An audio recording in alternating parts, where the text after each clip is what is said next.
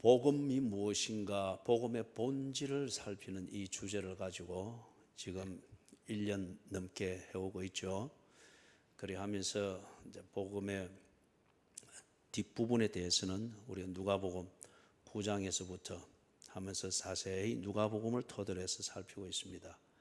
그래서 오늘 이제 복음을 완성시키는 그 예수님의 마지막 그 일은 십자가에 달려 죽으시는 겁니다. 그리고 두 번째 일은 부활하시는 겁니다. 그래서 오늘 예수님께서 십자가에 달려 죽으시는 이 사건을 보고 오후 예배 때에는 44절 이하로부터 해서 23절 예수님께서 무덤에 장사 지내는 이 부분 오후 예배 때 보고, 그리고 다음 주일에는 24장 예수님의 부활 이 부분을 보면서 복음을 주제로 해서 한 이 설교를 다 마무리를 하도록 그렇게 하겠습니다.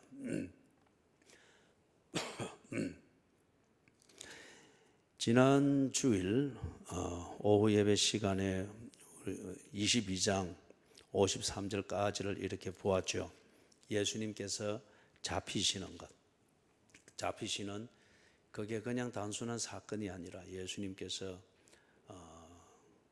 자기 백성을 구원하러 오신 그 일을 완수하기 위하여서 꼭 겪어야 될 과정인 것을 우리가 보았습니다. 그래서 그걸 위해서 이 일을 앞두고서 예수님께서 간절히 기도하셨죠. 그거는 예수님이 또 100% 인간이기 때문에 이 인간의 입장에서 당신이 짊어져야 될 그 십자가, 그 사역을 두고서 인간의 고뇌를 하고 동시에 하나님의 보내신 자로서 그 앞에서 고난스러운 그 상황 속에서 당신이 해야 될 일, 그것에 흐트러짐이 없도록 하기 위해서 하나님 앞에 간절히 기도합니다. 그게 22장 44절 43절 44절에서 볼 수가 있죠. 그래서 우리가 이걸 보면서 어떤 단어가 생각났었습니까? 겟세마네, 감람류의 기름을 짜기 위하여서 그 접틀에 넣어서 꽉 누르듯이 예수님께서 자기와의 싸움에서 자기 연민에 빠지지 아니하고 그 다음에 심리적 두려움에 빠져서 일을 자의적으로 판단하지 아니하고 하나님이 보내신 자로서 보내신 하나님의 뜻대로 끝까지 그 일을 완수하기 위하여 감당할 수 있도록 하나님께 은혜를 구하는 그 기도였습니다. 그럴 때에 천사가 내려와 예수를 도왔죠. 여러분들의 기도에도 특별히 자녀를 위한 기도, 부모의 의무감으로 건성건성하면은 앞으로 여러분들이 자녀들과 더불어서 인간미 넘치는 그런 교제를 할 것이라 기대할 수 없습니다. 자녀를 위해서 기도할 때 전심으로 하나님이 이 자녀를 위해서 나를 부모로 보내셨다는 것을 알고 정말 겟세마네 기도를 하십시오. 하나님의 뜻을 알고 그 하나님의 뜻대로 이 자녀를 키우기 위하여 내가 부모이지만은 여전히 나쁜 근성대로 사는 이게 부모에게 참 많지 않습니까? 그래서 이런 말이 있죠. 자식은 부모의 등 뒤를 보면서 자란다고 합니다. 그렇기 때문에 부모가 게으르고 부모가 뭐 자녀 챙겨주는 즉 생색은 내지만은 실제로는 늘 지할 것만 하고 스마트폰만 보고 있고 뭘 그렇게 하면은 자식도 꼭 그렇게 됩니다. 그렇게 되면은 자식이 크고 난 다음에는 부모와 자식의 교제가 없는 거죠. 다 형식적인 부분이죠. 왜냐하면 부모가 자식을 그렇게 키우기 때문에 그런 거죠. 진실로 하나님 앞에 여러분의 근성을 알고 있지 않습니까? 그러나 또 한편 자식을 바로 키우고자 하는 진심 어린 사랑이 있지 않습니까? 이 두 다른 마음 사이에서 언제나 갈등을 하고 이 갈등에서 지면은 자녀 양육의 실패입니다. 이 갈등에서 이기면은 여호와께서 세우시는 집에 주춧돌이 놓이는 겁니다. 이거는 우리가 좀 배웠다고 해서 되는 게 아니에요. 한번 기분 내서 자녀들 선물 보따리 꾸밀 그게 아니에요. 하나님의 은혜가 있어야 됩니다. 그래야 내 건성을 죽일 수가 있고 육체의 정욕, 안목의 정욕, 이성의 정욕의 코드에 딱 맞게 그렇게 재미를 추구하는 게 몸에 배이지 않습니까? 그걸 이길 수가 있습니다. 그래야 자녀를 키우는 것이 볼 수 있는데, 여러분 앞에서 기도했지만은 요즘 이 지난 한 30년 전부터 해서 교회들이, 주일학교 교육에 애들한테 춤, 노래, 뭐 놀이 이런 것만 막 가르치면서 이 세상에서, 사회에서 하는, 어린이집에서 하는 거나 별반 다를 바 없이 관리하는 모드만 이래 놓으니까 그 주일학교를 받았던 사람들 중에 많은 사람들이 지금 가수로 활동하고 있어요. 어릴 때부터 교회에서 노래와 춤을 배우고 이래 해놓으니까 목소리도 튀었죠. 율동도 아주 좋죠. 그러면서 딱 그쪽 분야로 픽업이 돼가서 유명한 가수들이 많죠. 복음을 알고 그리스도인의 삶을 사는 것은 풀쩍풀쩍 망둥이처럼 춤만 추고 뭐 사람들 기분 좋게 해주는 노래, 그게 아니에요. 그렇죠? 진실로 부모된 여러분들이 자녀들을 위해서 기도하십시오. 하나님의 은혜를 구하는 기도를 하시되, 예수님이 지금 하나님의 은혜를 구하는 이 기도하듯 겟세마네의 기도를 할 수 있어야 됩니다. 그렇죠? 내 육체의 정욕, 안목의 정욕, 이생의 자랑, 이것까지도 다 죽일 수 있는 하나님의 은혜. 그래서 정말 자식들을 바로 키울 수 있는 그 은혜를 구하면서 기도하십시오. 그죠? 그래서 지금 예수님이 22장 43절 44절에서 그 본을 보이는데, 나중에 우리가 보게 되겠지만은 제자들이 예수의 기도하는 이것을 배우지를 못했습니다. 건성건성 기도하다가 나중에 정말 예수 믿는 사람으로서 자신의 정체성에 맞게 결단을 하고 행동해야 될 결정적인 순간에 그들이 다 도망가 버렸습니다. 다 도망가 버렸어요. 그 다음에 22장 47절에서도 53절, 여기서 볼 때 예수님이 잡히시죠.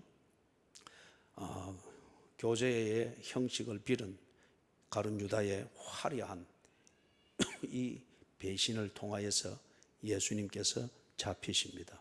그리고 신문의 과정이 시작이 되는데요. 52장 54절에서부터 62절, 여기 보면 이제 베드로가 배신하는 장면이 나옵니다. 배신하는 장면이 나오는데, 이제 이 부분에서부터 우리가 이제 오늘 조금 자세히 봐야 되죠. 베드로가 보면은 이중성을 가지고 있습니다. 한 면은 예수에 대해서 진실한 심장을 가졌습니다. 주를 위하고 예수를 위하고자 하는 마음, 진심입니다. 그러나 다른 한편 자신의 여전히 육체의 정욕, 안목의 정욕, 이생의 자랑이라 말할 수 있는 자기의 인간성, 그 건성, 이것을 버리지 못하고 있습니다. 그래서 어느 순간이 되면은 지 건성대로 처신하고, 어느 상황이 되면은 예수를 향한 진심을 가지고 삽니다. 그런데 그 두 가지 이중성이 지금 54절에서 22장 54절에서 62절에 적나라하게 나타나고 있습니다. 지금 위협 앞에서는 베드로가 자기 건성대로 합니다. 자기 건성대로. 그래서 예수를 모른다 3번이나 부인하는데, 3번째는 저주하며 맹세하여 가로되 나는 그를 모른다, 그렇게 했습니다. 그런데 왜 이 자리에 있습니까? 지금 이 자리는 예수님께서 제사장의 그 법정에서, 관정에서 재판을 받는 겁니다. 모욕을 당하는 그런 자리죠. 왜 거기까지 따라간 거예요? 그것은 예수를 사랑하는 그 진심이 있기 때문입니다. 그러나 다른 한편 손해보지 않겠다, 위험한 일이 있으면 자기 보호부터 하고자 하는 이 건성이 또한 있습니다. 그렇기 때문에 지금 이중성을 가지고서 이렇게 하고 있는데, 왜 베드로가 여기서 예수를 향한 진심대로 처신하지 못하고 이 결정적인 순간에 지 건성대로 해버렸을까요? 이게 지금 앞에서 예수님께서 제자들 데리고 가가지고 겟세마네 동산에서 밤을 새워 기도했던 겁니다. 그럴 때에 베드로를 비롯하여 다른 제자들은 잤습니다. 제가 여러분과 더불어 약 12년째 하면서 조는 것은 제가 용납하지 않았지 않습니까? 그죠? 정말 지쳐서 조는 것은 그냥 두었으나 습관적으로 조는 것, 그리고 와서 폼 잡으면서 딱 겉멋만 들어가지고 폼 잡고 조는 것, 이거는 내가 결코 용납하지 아니했습니다. 두 번, 세 번 말해도 못 알아듣는 것은 그냥 내버려 둬버렸습니다. 예? 졸면은 아무것도 아닙니다. 졸면은 차 사고도 나듯이 졸면은 아무것도 아니에요. 그건 예배가 아니에요. 지금 예수님께서 땀이 땅에 떨어지는 핏방울처럼 되도록 겟세마네 쥐어짜내며 자기와의 싸움을 하면서 몸부림치며 기도하는데, 이 제자들은 예수 곁에 있었으나 잤습니다. 그래요? 그렇기 때문에 이 베드로가 주를 사랑하는 진심이 있으나 이 진심대로 사는 것, 이게 의리가 있고 의욕이 있고 한번 해보자 하는 이게 있으면 되는가라고 생각한 거예요. 이거는 여러분 인간의 본능적인 생각입니다. 여러분 부부만 해도 한번 해보자, 이제는 사랑해봐야지, 그래 사랑 됩니까? 상담사들 앞에서 몇 번 만나서 이래서 이제 화해하고 뭐 눈물 찔찔 흘리고 그렇게 해서 또 다시금 새로운 하니문 분위기 띄운다고 한 2박 3일 여행 갔다 오고 해외 여행 갔다 오고, 그래 사랑이 됩니까? 안 돼요. 진심은 있으나 그 진심을 내가 가진 의지와 의리와 무슨 의욕과 결심으로 되는 게 아니죠. 우리가 그거는 경험을 하고 있지 않습니까? 하나님이 은혜 주셔야 됩니다. 그죠? 부부가 트러블이 있을 때 상담자의 도움을, 은혜를 받기 위해서 찾아가듯 하나님을 찾아가야 됩니다. 하나님이 주시는 그 은혜는 결혼 상담자, 가정 법원이 주는 그 상담에 비할 바가 아니죠. 제자들이 예수님임에도 불구하고 왜 하나님께 저렇게 땀이 땅에 떨어지는 핏방울이 되도록 밤새운 몸부림을 칠까, 기도할까? 제자들은 그걸 못 본 겁니다. 잤습니다. 그렇기 때문에 이 베드로가 몸에 배어 있는 대로 다른 일들은 한번 한다, 우샤 하면은 뭐 이루어지고 했습니다. 그러나 진심대로 사는 이 문제는 그게 아니다 말이에요. 그렇기 때문에 지금 여기서 베드로가 진심을 가지고 그 진심대로 예수님과 함께 있기 위하여서 의리와 몸에 배어 있는 남보다 좀 많은 용기와 담대함을 가지고 찾아왔으나, 그러나 멀찍이 거리를 두고 지가 위험한 경우를 당할 경우에 안전책을 구하면서, 그리고 결정적인 순간에는 나는 그를 모른다 3번이나 부인하면서 지 몸보신을 했습니다. 여러분 기도하셔야 됩니다. 하나님께 은혜를 구해야 됩니다. 기도를 통해서 치성을 쌓는다는 게 아니고 하나님과 대화하면서 언언하면서 은혜를 구하십시오. 여러분이 정말 죄 짓는 것이 아닌 다음에 어떤 일에 대한 진심이 있다면 그 진심대로 살 수 있도록 은혜를 구하십시오.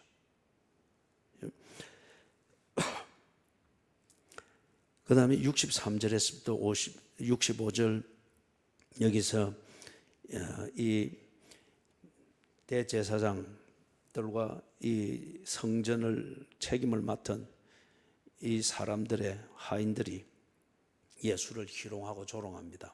그러니까 이거는 유대인들이 죄인을 다루는 그 풍습입니다.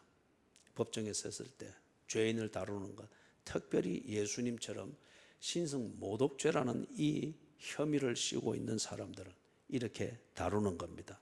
자, 그런 다음에 66절에서부터 71절, 여기서는 보니까 공회로 모였죠. 이 공회는 사내들인 공회를 말합니다. 70명으로 구성이 되고 그 해에 대제사장이 의장이 되어서 주관을 합니다. 주관을 합니다. 그래서 이제 예수님이 공회로 넘어갔습니다. 그래서 가야바가 그 해의 대제사장이죠.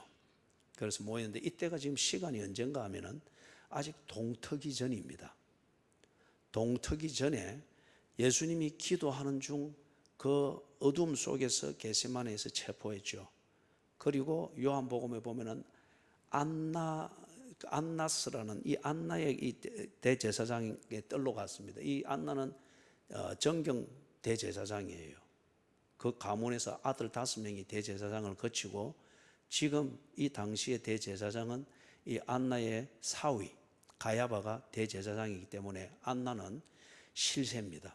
그래서 예수를 잡아서 안나 대제사장에게 데리고 가서 먼저 신문 받고 조롱 받은 다음에 그 다음에 가야바 대제사장의 뜰에 간 겁니다.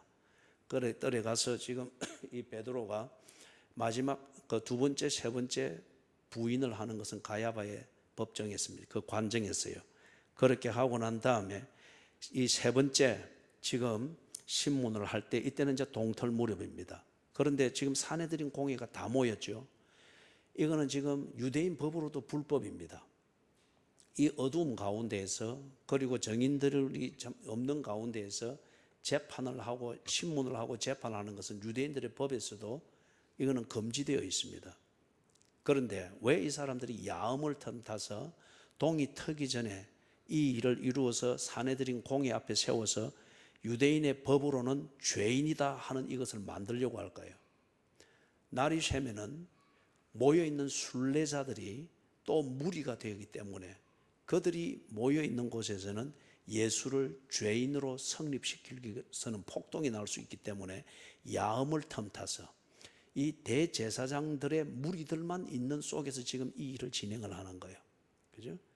그렇게 하면서 지금 이 동틀 무렵에 3번째 신문을 받는데 가야바가 사내들인 공회를 다 모으고 그 다음에 재판을 하는데 무엇을 성립을 시킵니까? 어떤 죄를 성립시킵니까? 거기 70절에 보면은 네가 하나님의 아들이냐? 대답하시되 너희들이 내가 그라고 말하고 있느니라. 참남죄를 성립을 시킵니다. 참남죄.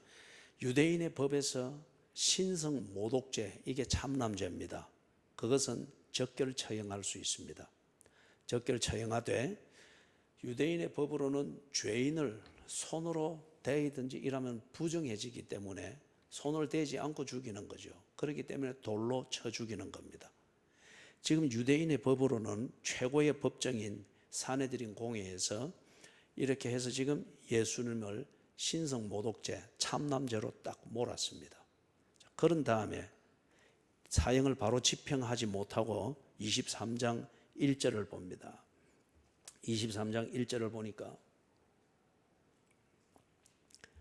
무리가 다 일어나 예수를 빌라도에게로 끌고 와서, 여기서 무리는 예수님의 말씀을 듣고 그 다음에 이 예수님을 따라다니던 그 순례자들로 이루어지던 무리가 아니고 지금 대제사장과 교권을 가지고 있는 성직자들이 있는 이 야음을 틈타서 이 일을 하고 있는 그 무리들입니다.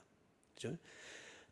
그래서 이들이 이제 예수를 빌라도에게로 끌고 가서 고발하여 이르되, 그렇게 했었답니다. 그러면 왜 사내들인 공회에서 신성 모독죄를 성립했으면은 그 법을 따라서, 유대인의 법을 따라서 돌로 쳐 죽이면 되는데 죽이지를 못하고 빌라도에게로 끌고 가느냐?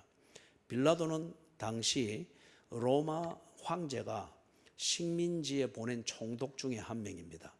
그래서 유대 땅도 로마의 식민지였기 때문에 로마 황제의 통치를 대리할 수 있도록 총독을 보냈습니다. 그 총독이 빌라도입니다. 그렇기 때문에 로마 제국의 식민지에서는 자국의 법으로 사형을 할 수가 없습니다. 사형을 시킬 수가 없어요. 그래서 자국의 법으로 사형에 해당되는 중대 범인이다 하는 이것을 만들어서 로마의 법을 집행하는 총독에게 가서 재판을 받아 재가를 받아야 됩니다. 그렇기 때문에 지금 빌라도의 법정으로 끌고 가는 겁니다. 그래서 이게 이른 아침 빌라도의 법정이 열자마자 예수님을 무리들이 모여서 군중을 이루기 전에 예수님을 로마의 법으로 사형에 해당한다 하는 선고를 받게 하기 위해서 그들이 밤중에 3차에 걸쳐서 재판을 하고 사내들인 공에서 이 자는 죽일 자라고 딱 정한 거예요. 그런 다음에 우리 법으로는 이 자는 사형을 시켜야 됩니다 라고 해서 빌라도의 법정이 열리는 첫 시간에 데리고 간 거예요. 그리고 지금 고발을 하는데 재밌는 것은 2절을 보니까 고발을 하는데 그들의 죄명이 다릅니다. 죄명이 다릅니다. 신성 모독죄가 아니고 이것은 유대인들에게 심각한 죄이지 로마의 법에는 이게 심각한 죄가 아닙니다. 아시다시피 로마는 범신론입니다. 로마는 온갖 신을 다 거기다 모아놓고 그렇게 하죠. 그 신들을, 유명하다는 신들을 모아놓고 거기서 그들이 제사를 드리고 하는 그 신전이 바로 판테온입니다. 판테온 신전, 로마를 관광 가는 사람들은 거기로 꼭 들리죠. 신전이 아주 기묘하게 건물이 지어져 있으니까 그렇게 하는 거죠. 그래서 이 로마의 법으로는 예수가 자기가 하나님의 아들이다, 메시아다 이렇게 말하는 것이 사형에 해당되는 그런 죄가 되지 않습니다. 그렇기 때문에 유대인들이 자기들의 입장에서 죽여야 될 이 예수를 로마의 법으로 죽도록 하기 위해서 로마의 법에서 식민지에 대하여 가장 심각하게 다루는 그 죄 중에 하나를 지금 빌라도에게 들이대면서 고발을 하는 겁니다. 거기 2절을 보니까 백성을 미혹하고 가이사에게 세금 바치는 것을 금하여 자칭 왕 그리스도라 하더이다. 거기에 딱 두 가지를 더 씌우죠. 백성을 미혹했다. 그 다음에 미혹하여 뭘 하고자 하는가? 그 증거로서 가이사에게 세금 바치는 것을 못하도록 하더이다. 그 두 가지를 딱 더 씌웁니다. 이거는 뭔가 하면 쉽게 말하면 반란죄입니다. 반란죄. 식민지에서 반란이 일어나고 황제의 권위에 대해서 로마의 법에 대해서 반대를 하도록 만드는 이 폭동을 일으키는 것을 주모했다, 선동했다. 그거는 로마의 법에서 바로 사형입니다. 그때의 사형은 십자가에 달아서 죽입니다. 유대인의 법에서 사형을 시키는 제일 이 극단적인 방법은 돌로 쳐 죽이는 거예요. 반면에 로마의 법에서 가장 흉악범을 사형시키는 처참한 사형 방법은 십자가에 달아 죽이는 겁니다. 그래서 그 십자가에 달아서 죽이는 그 죄에 해당되어지는 것, 그것은 식민지에서 누가 반란을 주도했거나 선동하여서 로마 황제를 모욕하거나 모독하거나 반동을 일으켰다. 십자가형입니다. 그렇기 때문에 이 사람들이 이걸 딱 붙이는 거예요. 왜냐하면 예수님께서 가이사에게 세금 바치지 마라 한 것 없습니다. 앞에서 이 빈미를 잡으려고 이 바리새인들이 이 질문을 했잖아요. 그때 예수님의 대답은 뭐였습니까? 가이사의 것은 가이사에게, 하나님의 것은 하나님께 드리라. 그 말 했습니다.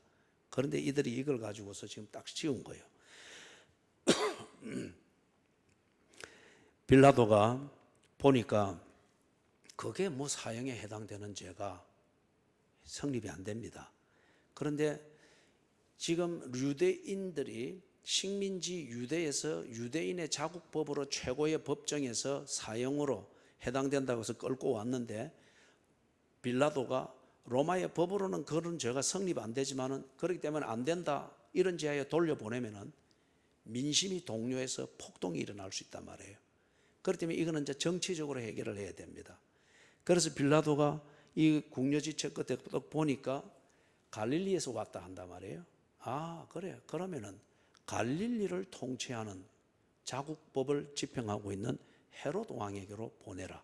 그래서 피하려고 합니다. 정치적으로 딱 해결하기 위해서 헤롯에게로 보내는데 이 헤롯이 지금 어디에 와 있는가 하면은 8절에서부터 여기 보면은 7절에 보면은 예루살렘에 있습니다. 예루살렘에 절기를 지키기 위해서 왔든지 어떤 정치적 목적을 위해서 왔든지 갈릴리에 있어야 되는 이 헤롯이 지금 예루살렘에 와 있기 때문에 이 빌라도에게는 좋은 찬소죠. 그래서 헤롯에게 보냅니다. 8절에서부터 12절까지 보면은 이 헤롯이 예수를 다루는데 8절을 보니 헤롯이 예수를 보고 매우 기뻐했다고 했죠. 이 헤롯이 누군가 하면은 예수님이 태어날 당시에 있던 헤롯을 보고는 우리 헤롯 대왕이라고 합니다.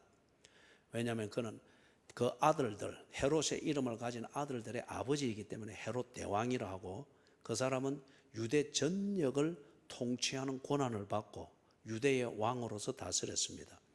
요 헤롯 대왕이 주 6년에 죽습니다. 죽고 난 뒤에 그 아들들이 로마 황제로부터 인정을 받아서 왕이 되는데, 대신에 그 아버지가 다스리던 유대 땅을 분할을 해가지고 4등분 해가지고 각각 한 분씩 맡아서 합니다. 그래서 분봉왕이라고 합니다.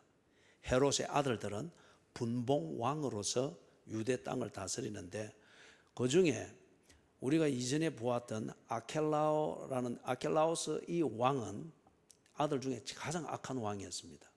이 왕이 예루살렘 이남 지역 여리고를 포함한 이것을 다스리는 분봉왕이었는데 일찍이 죽었습니다.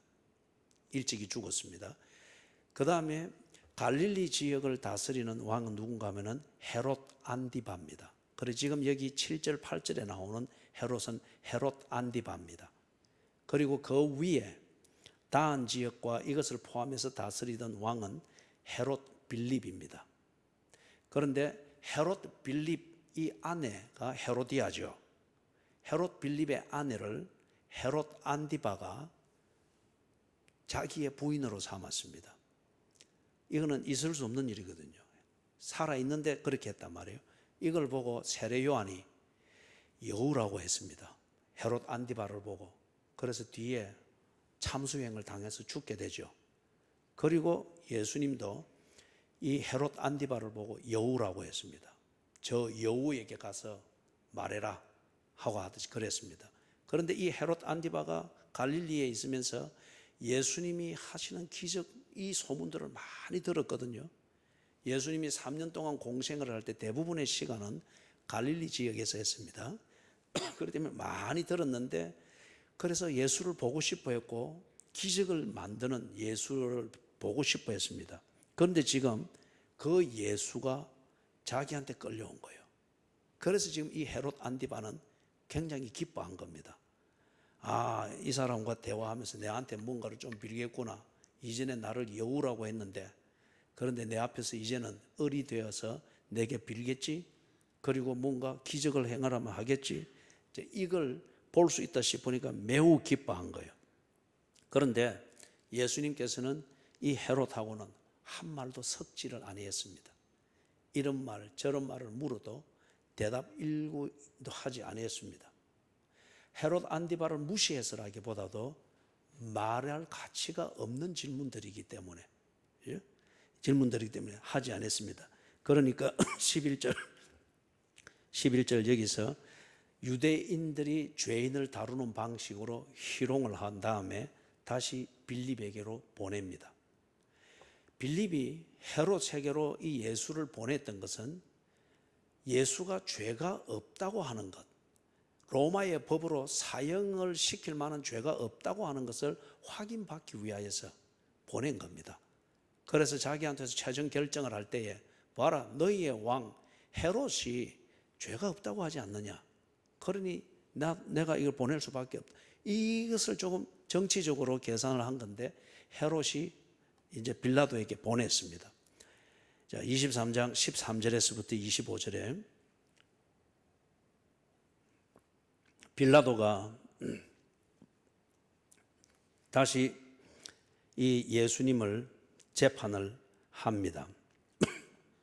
하는데 13절에서부터 25절을 보면 우리가 또 앞에서도 1절에서부터 7절 이 사이에서도 보았던 것처럼 빌라도는 예수를 놓아주려고 합니다. 예수를 놓아주려고 합니다. 왜냐하면 앞에서 보았던 것처럼 그럴 만한 죄가 로마의 법으로 볼 때는 성립이 안 되기 때문에. 그 다음에 이 빌라도가 다른 복음서에 보면 그게 기록이 되어 있죠. 그걸 알고 눈치를 채우고 있습니다. 유대인 성직자들이 자기들의 밥그릇을 챙기기 위하여서 지금 민심을 끌어가고 있는 이 예수를 없애려고 한다 하는 것을 빌라도가 알고 있습니다.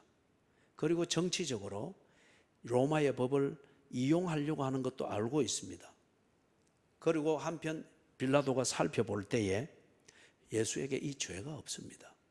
그래서 놓아주려고 하는데 폭동이 일어날 것을 염려하면서 그들의 동의를 자꾸 만들고 있는 거예요. 그래서 지금 이 누가복음에서는 보면은 세 번이나 이 예수가 죄가 없다고 하는 것을 군중들에게 알리면서 놓아주자고 그렇게 얘기를 합니다. 자, 그러면은 여러분 두 가지를 살펴보는데, 하나는 왜 빌라도가 예수를 놓아주려고 할까요? 첫 번째는 조금 전에 우리 길게 보았던 것처럼 자신의 양심입니다. 죄가 없는 사람입니다. 그래서 지 양심을 속일 수가 없습니다. 아무리 정치적인 문제가 있다 할지라도 지 양심을 속일 수가 없어서 죄가 없으니 놓아주자고 하는 겁니다.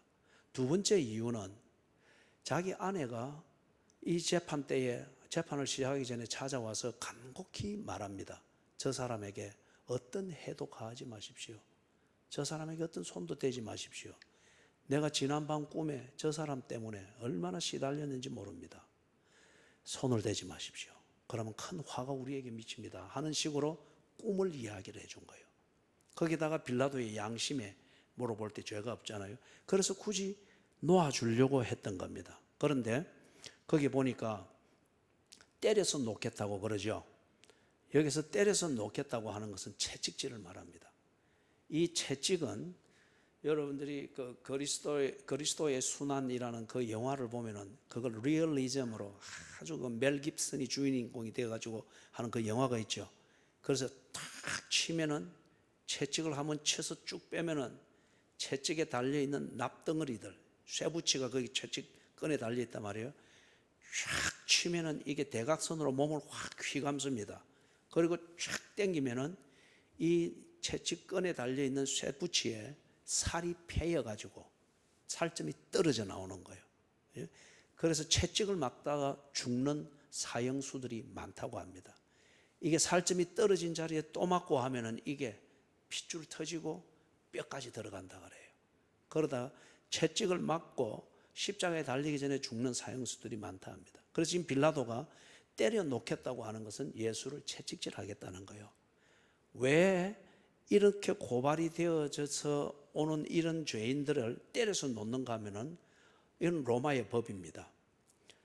겁을 주는 거예요. 폭동을 일으키든지 선동을 하든지, 그래서 로마의 법에 대하여서 반감을 형성하는 일을 하게 될 때는 어떤 벌이 가해지는지 알고 가라는 겁니다. 그래서 때려서 채찍질을 해서 놓겠다, 그렇게 말을 하는 겁니다. 예수님께서 죄가 없는 것은 빌라도가 압니다. 그러나 만약에 이 민심을 몰고 다니는 이 사람이 만약에 폭동을 일으키거나 선동을 하는 이 일이 있는 것을 방지하기 위해서 때려서 놓겠다. 그죠?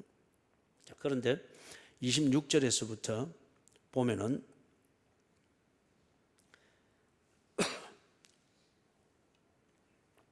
예수님을 십자가 지워서 갑니다. 왜냐하면 빌라도가 군중들, 특히 이 성직자들이 선동하여서 동원한 이 군중들의 막 아우성에 빌라도가 정치적으로 졌습니다. 폭동이 나면은 총독 빌라도는 로마 황제로부터 파면당합니다. 그러면 다시는 자기 위치로 복원을 못합니다. 그렇기 때문에 이 정치적 계산 때문에 이 군중들의 요구에 응해줍니다. 자기 양심이 졌죠. 자기 양심이 졌습니다. 여러분, 그래서 제가 자주 이야기를 했죠. 착한 것만으로는 안 됩니다. 내가 순수하다는 것만으로 일이 이루어지는 게 아닙니다. 양심, 우리가 최종적으로 기울일 만한 것 중에 하나가 양심의 소리입니다만은 양심이 이렇게 비겁합니다. 그렇기 때문에 하나님의 은혜, 양심을 지으신 하나님께서 양심대로 살 수 있도록 주는 은혜가 아니고는 우리가 마음 먹고 뜻을 세운 대로 살아낼 수가 없습니다. 지금 이 빌라도가 그 전형적인 예 중에 하나죠. 그래서 양심을 거스리고 정치적 불이익을 모면하기 위하여서 죄 없는 자 예수를 사형에 해당하다고 판결을 내려서 십자가형을 언도합니다. 십자가를 지고 골고다로 갑니다. 가는데 26절에 보니까 시몬이라고 하는 구레네 사람, 이 사람이 절기를 지키기 위해서 예루살렘으로 들어오고 있는 중입니다. 그런데 이 사람이 지금 바로 그 로마 군인들, 이 형을 집행하고 있는 군인들의 눈에 띄어가지고 강제로 십자가를 지고 가도록 그렇게 요구를 받습니다. 자, 여러분, 지금 예수님께서 십자가를 지고 갈 만한 맨몸이면은 지고 올라갈 수 있습니다. 제가 거기를 올라가 봤는데 그렇게 이 막 45도 경사 이건 아니에요.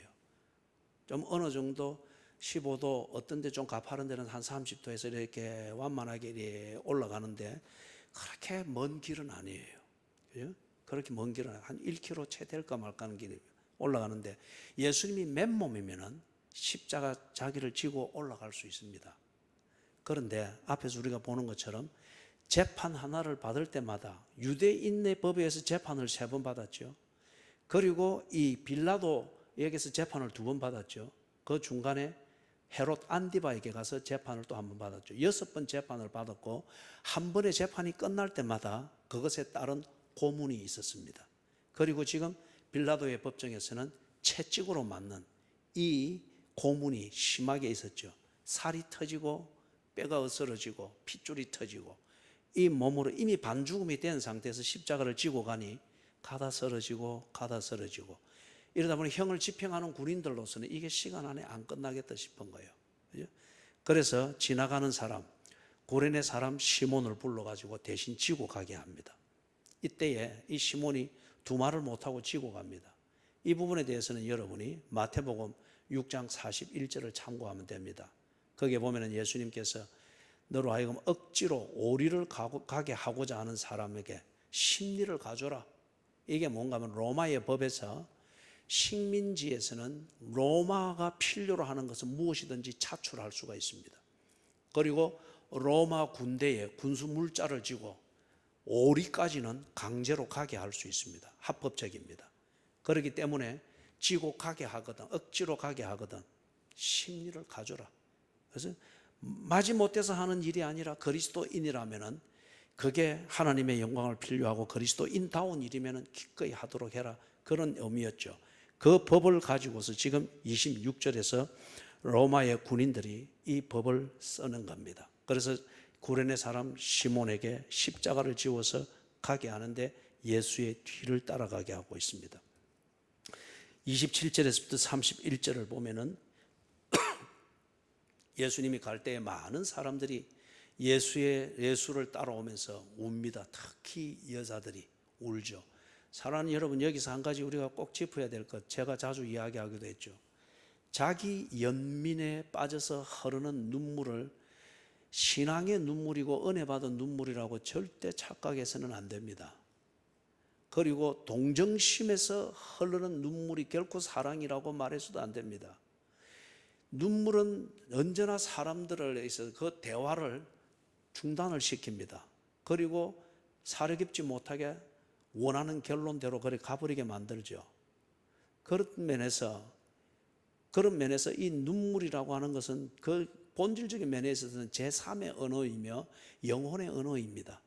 말로 다하지 못하는 우리의 진심을 그 눈물로서 호소할 수 있죠.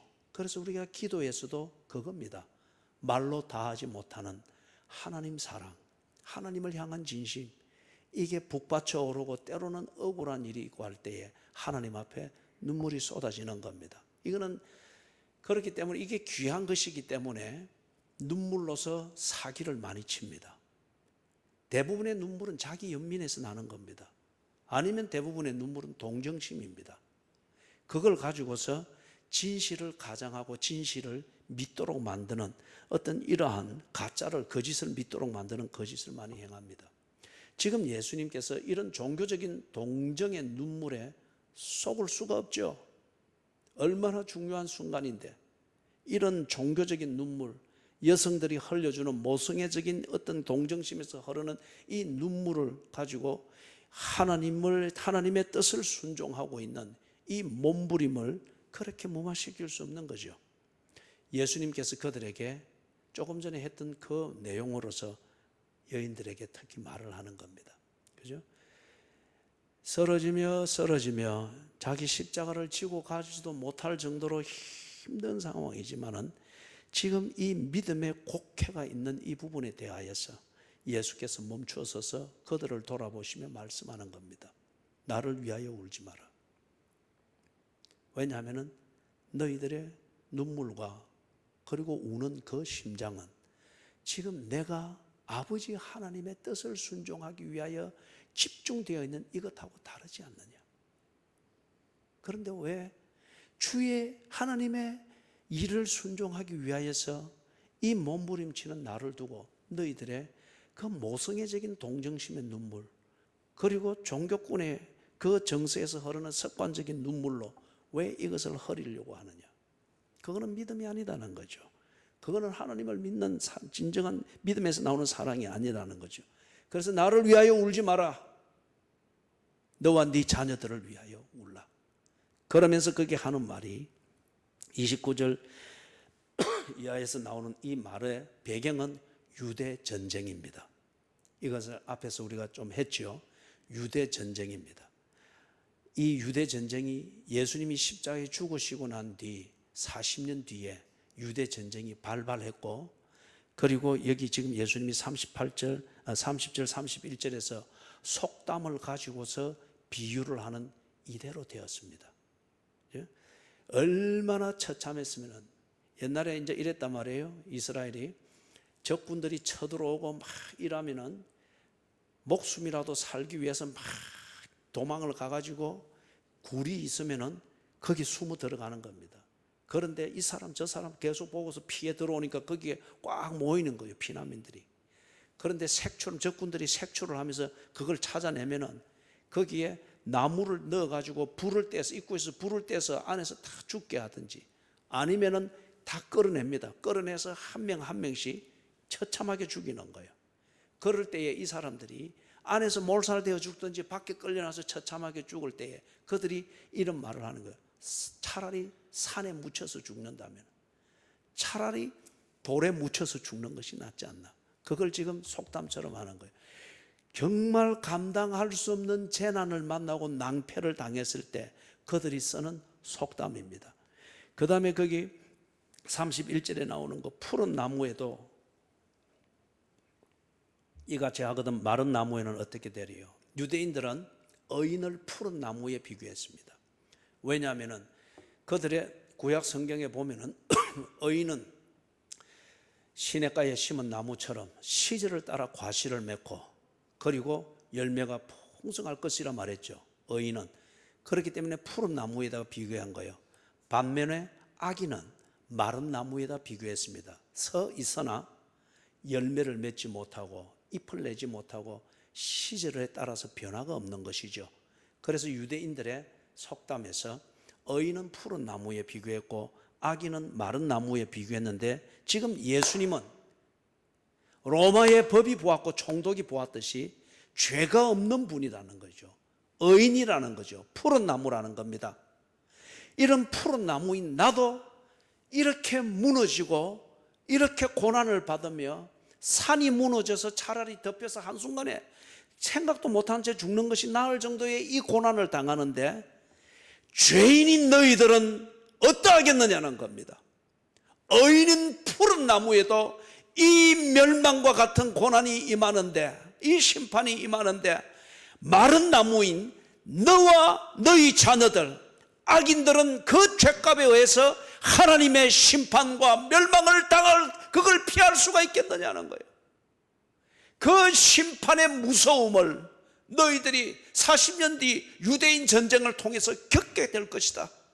지금 너희들이 나를 보고 있듯이 나를 죄인으로 만들어서 그들이 죽이고 그 앞에서 무너지는데, 하나님이 그 법으로 너희들을 볼 때에, 너희 자녀들을 볼 때에 죄인인 이상 어찌 면할 수가 있겠느냐는 거예요.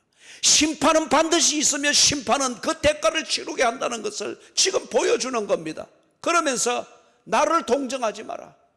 종교적 눈물을 가지고 네 감정을 무마시키려고 하지 마라. 종교적 구경을 하는 것 가지고서 네 자신을 감동시키는 이것의 그 습관을 버려라. 네 죄를 찾아 법이 임할 것이다. 네 죄악을 찾아 법이 임하여 네 운명을 이렇게 무너뜨릴 것이다. 너와 네 자녀를 위하여 울라.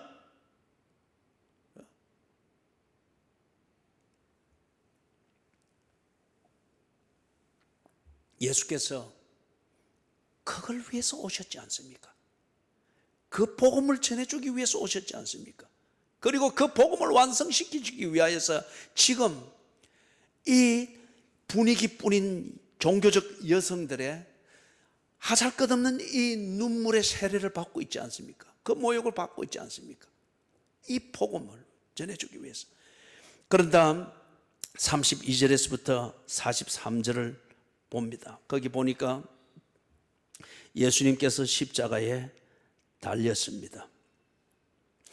십자가에 달려서 6시간을 견디는데 지금 뒤에 3시간은 우리가 오후 예배 시간에 보게 될 겁니다. 44절에서부터.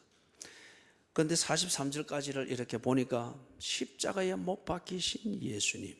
그런데 십자가에 못을 박을 때에는 그 못은 그 목적을 위해서 특별히 대장간에서 만들어진 겁니다. 그래서 벌린 이 팔에 손바닥에 받는 것이 아니고, 성화를 보면은 손바닥에 박혀 있는 게 있죠, 그죠? 그게 아니고 손목에, 여기 보면은 딱 손목 마디에 조인트가 지나가는 게 있죠, 그죠? 요 뼈 밑에 딱 박아 넣는 거예요. 그 다음에 발은 두 개를 포개 가지고 정강이 뼈와 발등이 만나는 이 위에 정강이 뼈 바로 밑에 박아 넣는 겁니다. 발을 두 개를 보여서. 그래서 3개의 못에 박히는데 왜 이게 손바닥에 박을 수 없는가 하면은, 이렇게 시체를 향수로 따라 놓으면은 점점 몸이 처지는 거예요. 점점 처지면은 이 몸무게를 손바닥이 견뎌내지를 못합니다. 터져버리는 거예요. 앞으로 설어지니까 여기 뼈 밑에 박아 넣습니다. 그러면은 몸이 처지면 처질수록 이 뼈가 못에 걸리는 뼈가 휘어지되 끊어지지 않으니까 이 고통이 얼마나 알겠어요. 그렇게 해서 쭉 처지는 겁니다. 그 다음에 한마디를 할 때는 이게 처지면 처질수록 흉막이 들려서 기도가 막혀서 말을 하기가 어려운 거죠. 그래서 한마디를 하려면은 이 못 위에 걸려있는 뼈, 그 다음에 정강이 밑에 있는 뼈 위에 힘을 주면서 몸을 펴서 흉막을 좀 열어서 내가 목마르다 한마디 하시는 거예요. 예수님이 지금 십자가에 못 박혔는데 그 본문을 보니까 예수님께서 십자가에 못 박히신 것을 보고 두 가지 관점이 있습니다. 거기 보니 35절 백성들, 그리고 관리들, 그 다음에 36절에 나오는 군인들, 그리고 39절에 예수님과 함께 십자가에 못 박힌 자 중에서 왼편에 달려있는 그 행악자 한 명. 이 사람들은 예수님을 십자가에 못 박혀 죽을 만한 죄인으로 취급을 하고 있습니다. 종교적인 교주 행세하고 미혹해하고 그리고 뭘 하고 하다가 사형받아 마땅한 죄를 지고 죽는 사형수로 보고 있습니다. 그러면서 조롱합니다. 네가 그렇게 잘 나가고 기적을 행한다 하고 뭐도 하고 했는데 왜 이 모양 이 꼴이냐. 그러면서 남은 구원했는데 지 자신은 구원하지 못한다. 이게 아주 조롱하는 겁니다. 그 다음에 다른 한 관점은 40절에서 예수님과 함께 십자가에 못 박힌 자 중에 오른쪽에 달려있는 이 행악자는 예수님이 십자가에 달리신 것은 하나님의 아들로서, 의인으로서 십자가에 달렸다. 그것을 고백을 하고 있습니다. 자, 사랑하는 여러분, 이거는 예수 그리스도의 십자가를 보고 십자가의 복음을 듣고 접하는 이 세상 사람들, 교회 안에서 예배를 드리는 사람들에게 있는 똑같은 현상입니다. 지금 이 자리에 여러분들이 앉아 있지만은 여기에서 지금 예수의 십자가, 이것을 말하고 있는 성경의 이 복음의 이 부분에 대하여서 실감을 하는 자가 있는 반면에 어떤 사람은 지극히 지겨운 이야기, 늘 하는 그 이야기로 들리는 사람들이 있습니다. 그런데 여러분, 그 부분에서 이것은 분명한 사실입니다. 예수가 십자가에 달려 죽으신다. 이거는 이 관점에 서 있는 사람이든 이 관점에 서 있는 사람들은 같이 보고 있지 않습니까? 이것은 분명한 사실입니다. 팩트입니다. 그런데 문제는 이 사실을 같이 보고 있으면서 누구는 죽어 마땅한 자다, 종교적 장난치다가 죽는 자다, 또 누구는 의인으로서 당신이 평소에 하던 그 말을 이루기 위하여서 십자가에 달려 죽으신다 보는 겁니다. 이거는 믿음의 문제입니다. 이 믿음은 여러분의 하나님을 향한 진정성을 보고 성령께서 도우시는 것입니다. 부디 여러분의 진정성이 성령의 은혜를 받을 만한 그러한 진정성이 되기를 주의 이름으로 축원합니다. 여기에서 지옥과 천국이 나누어지는 거예요. 예수께서 유대인 전쟁을 말하면서 그 얘기를 했지 않습니까? 유대인 전쟁만 나도, 우리 한국 전쟁만 있어도 둘이 같이 잤는데, 부부가 같이 자는데 한 사람은 들려감을 당하고 한 사람은 버려둠을 당한다. 떡 자고 일어났는데 한 사람은 산사태 나서 썰려가 버렸고 한 사람은 뒤에 장례를 치르고 있는 거예요. 부부이지만은 십자가의 복음을 보는 관점은 각각 다를 수가 있는 거예요. 그럴 때에 한 사람은 지옥이고 한 사람은 천국이요. 분명한 사실은 예수께서 십자가에 못 박혀 죽었다는 이 사실입니다. 이거는 모든 역사가들도 인정을 합니다. 그러나 그가 하나님의 아들로서 죽었다 하는 이 믿음의 문제에 대해서는 갈라집니다. 진정 부부된 여러분이 한 몸 되기를 주의 이름으로 축원합니다. 하나님 안에서 이 구원을 받은 하나님의 백성으로서 이 한 몸이라는 이걸 가르치기 위해서 부부라는 이 한 몸을 모델로 우리에게 주신 겁니다.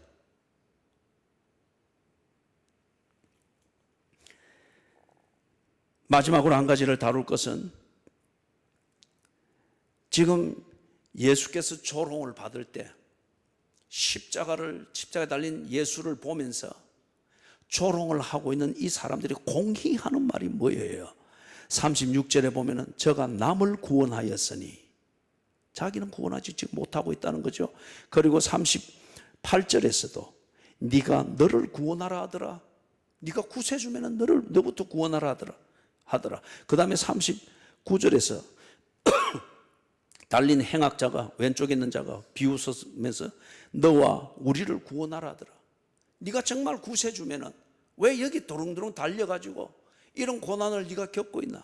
네가 구세주면은 증명해라. 너를 구원할 수 있어야지. 십자가에서 내려갈 수 있어야지. 사랑하는 여러분, 예수께서는 십자가에 달리기 위하여 오셨습니다. 왜냐? 구세주의 일이기 때문에. 여러분이 손주를 위하여서 또는 자식을 위하여서, 그 자식이 만약에 물에 빠졌다고 치십시다.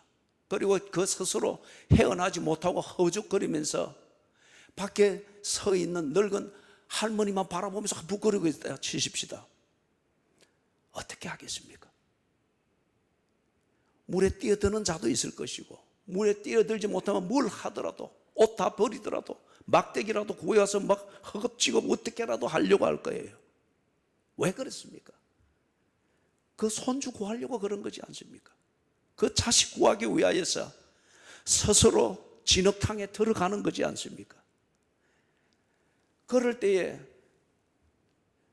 네가, 당신이 어른으로서, 할머니로서 또는 부모로서 체신이 있지, 무슨 애들 놀다가 빠지는 이런 곳에 들어가가지고 다 버리고 물에 빠진 생쥐처럼 나와서 그래야 하겠느냐?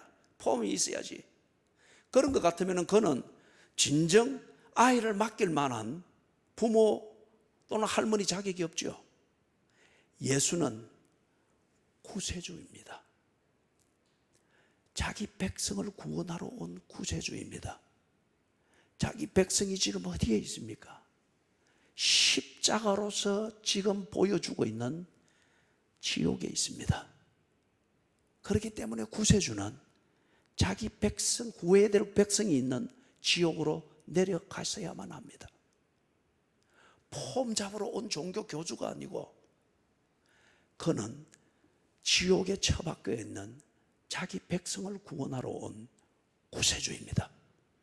그렇기 때문에 지옥으로 내려갑니다. 그런데 지옥에 처박혀 있는 이 사람들의 특징이 뭡니까? 자기는 지옥에 있지 않다고 믿는 거예요. 그리고 스스로 지옥을 가소롭고 추저한 것으로 여기는 거예요. 그러면서 지옥에 있는 자들을 비웃는 거예요. 그렇기 때문에 지금 지옥 고통을 당하고 있는 예수를 두고 지옥에 처박혀 있는 이 사람들이 예수를 조롱하고 있는 거예요. 저가 남은 구원하였으되 자기는 구원할 수 없다. 예수는 구세주이기 때문에 자기를 구원하기 위하여 오신 분이 아니고 남을 구원하러 오셨습니다. 예수는 구세주이기 때문에 지금 멸망하고 있는 그 사람들을 구원하러 오셔서 멸망하고 있는 그 자리로 들어가셨고, 멸망으로부터 풀고 있는 이 몸부림을 십자가에서 몸부림을 치우고 있는 겁니다. 정말 이 사람들은 가망이 없습니다. 지옥 자식인 게 분명하니 지옥의 이 거들먹거림을 잊고 지옥에 처박혀 있는 자기 백성을 구원하기 위하여 지옥에 들어온 이 구세주를 못 알아보고 있는 거예요. 사랑하는 여러분, 여러분의 안방이 지옥이 아니기를 바랍니다. 여러분의 안방에서는 예수를 비웃고 교회를 비웃고 그리고 성경을 비웃고 복음을 비웃는 그런 자리가 아니기를 바랍니다. 여러분의 가정과 여러분의 생업, 그리고 뭔가 하루하루 벌어먹기 위해서 힘쓰고 애써 사는 여러분의 스케줄, 지옥이 아니기를 바랍니다. 언제나 먹고 사는 것이 조금이라도 그걸 되면은 복음을 비웃고 교회 중심의 삶을 비웃고 예수를 비웃고 기도를 가소롭게 여기는 것. 여러분이 지옥에 처박혀 있든지 아니면은 그 건성을 아직 못 버린 겁니다. 예수는 그런 건성에 찌들어 지옥에 있던 저와 여러분을 구원하기 위하여 지옥에 오신 겁니다. 그분은 구세주로서 구세주이기 때문에 십자가에 못 박히셨습니다. 기도하십시다.